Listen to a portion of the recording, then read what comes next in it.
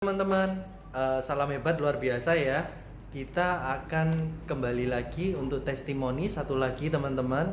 Ini ada seorang ibu dan anaknya. Dia membeli satu kalung untuk dicoba untuk selama 2 hari. Apa khasiatnya? Kita dengar cerita ibunya. Oke, gimana Bu selama mencoba kalung selama 2 hari ini? Apa yang ibu rasakan? Ya, pertama percobaan anak saya itu dia sukanya pusing, susah tidur, dan kakinya sakit. Begitu pakai kalung itu dalam hitungan bentar sih nggak cukup lama, perasaan ada yang mengalir dari leher ke atas ke bawah sini. Ya.